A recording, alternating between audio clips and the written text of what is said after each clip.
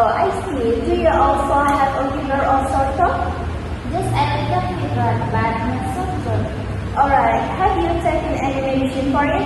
Not yet. I was thinking of burying the problem. That's a good option for realizing cold symptoms. How should I take it? Take one tablet every 6 hours after meal. Don't take more than 4 tablets a day. Okay. Are there any side effects I should know about?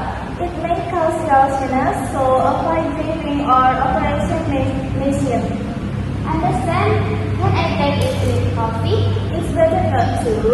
Sunscreening can increase side effects like nervous. Oh, I will add the coffee then.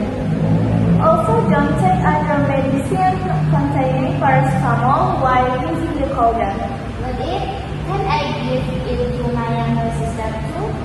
Only if she's over 12 years old. For younger child, use a pediatric formulation. Alright, that's clear. Thank you for explaining. You're welcome. I hope you feel better soon.